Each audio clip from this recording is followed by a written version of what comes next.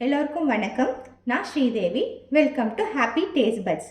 நம்ம இன்னைக்கு சக்கரை பொங்கல் அது எப்படி பண்ணலான்ட்டு பார்க்கலாம்.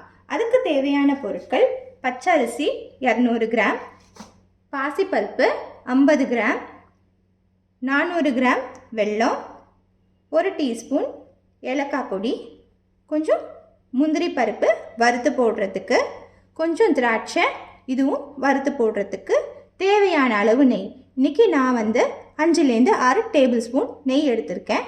ப்ளஸ் 1 கப் பால் அண்ட் தேவையான அளவு தண்ணி. வாங்க எப்படி பண்ணுறதுன்னு பார்க்கலாம். ஃபஸ்ட்டு இந்த அரிசியும் பாசிப்பருப்பையும் நல்லா 2-3 வாட்டி வாஷ் பண்ணி எடுத்துகிட்டு வந்துடலாம். வாஷ் பண்ண அரிசியும் பருப்பையும் நம்ம ஒரு ப்ரெஷர் குக்கரில் போட்டுட்டு, கூடவே 1 டம்ளர் பால், அப்புறம் 4 டம்ளர் தண்ணி. எதுக்காகனா நமக்கு சக்கரை பொங்கல் நல்லா குழஞ்சி மேஷியான கன்சிஸ்டன்சியில் இருந்தால் தான் சாப்பிட்றதுக்கு நல்லாயிருக்கும். இதை நம்ம ப்ரெஷர் குக்கரில் வச்சு 4லேருந்து 5 விசில் விட்டு குழைய வேக வச்சு எடுத்துகிட்டு வந்துடலாம். நம்ம வச்சுருக்க நெய்லேருந்து 1 2 டீஸ்பூன் நெய் இதில் விட்டு,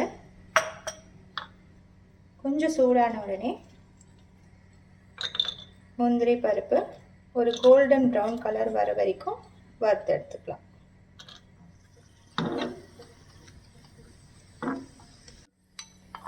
நல்லா கோல்டன் ப்ரௌன் கலர் ஆகிடுச்சு.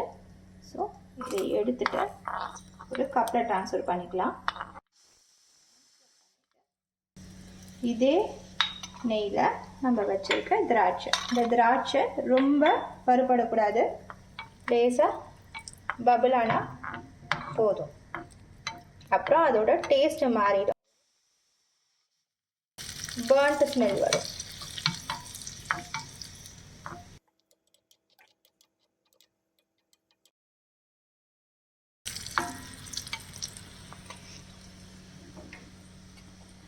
திராட்சை இந்த அளவுக்கு ரோஸ்ட் ஆனால் போதும். இதையும் எடுத்து நம்ம இந்த கேஷ்யூ வச்சுக்கலாம். அரிசி வேகிற அதே டைம் பேரலாக நம்ம இந்த வெள்ளைப்பாகை ரெடி பண்ணிக்கலாம். இதுக்கு இந்த வெல்லத்தை ஒரு பேனில் போட்டுட்டு, கூடவே ரொம்ப கொஞ்சமாக தண்ணி, ஓகே, நான் ஒரு 1/2 டம்ளர் தண்ணி எடுத்திருக்கேன். இது நல்லா கரையட்டும்.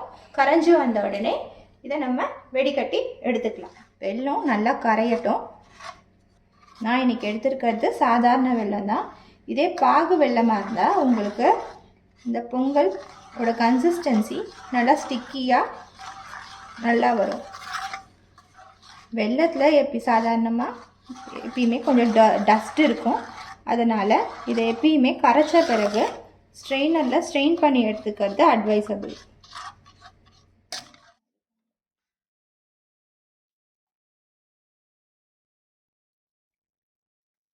வெடிகட்டி எடுத்து வச்ச வெள்ளைப்பாகை ஒரு 2லேருந்து 3 நிமிஷம் கொஞ்சம் இந்த பேன்லேயே நல்லா கொதிக்க விடுங்க.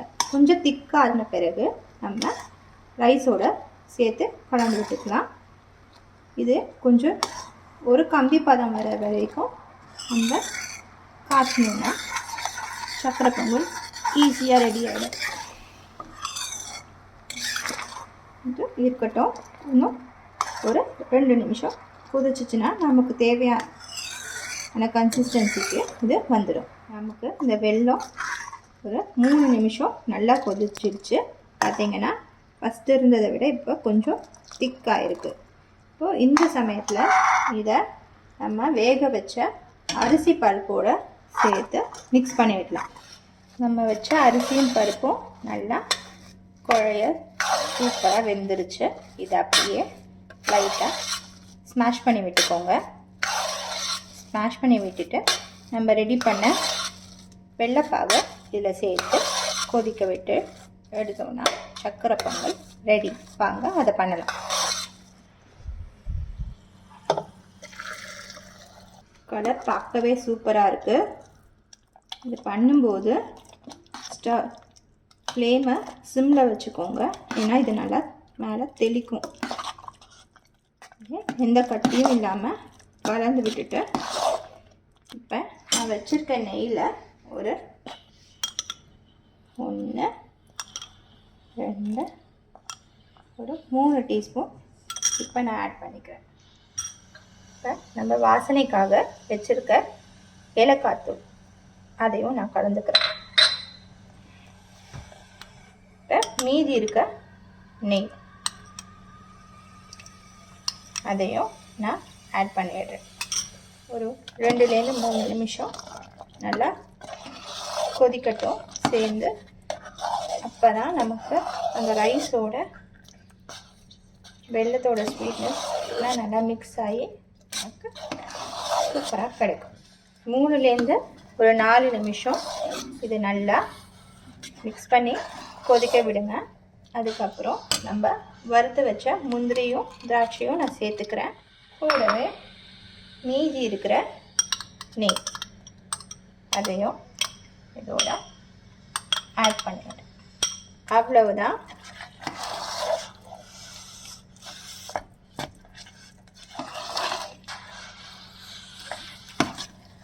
நம்ம சக்கரை பொங்கல் ரெடி. சுவையான சக்கரை பொங்கல் தயார். நீங்களும் இந்த ரெசிபியை ட்ரை பண்ணிவிட்டு உங்களுக்கு எப்படி வந்துச்சுன்னு கண்டிப்பாக சொல்லுங்கள். உங்களுக்கு இந்த வீடியோ பிடிச்சிருந்ததுன்னா லைக் பண்ணுங்கள், ஷேர் பண்ணுங்கள் அண்ட் நம்ம சேனலுக்கு சப்ஸ்கிரைப் பண்ணுங்கள். உங்கள் எல்லாருக்கும் என்னோட இனிய பொங்கல் திருநாள் நல்வாழ்த்துக்கள். சீக்கிரமே இன்னொரு நல்ல ரெசிபியோட உங்களை வந்து பார்க்குறேன்.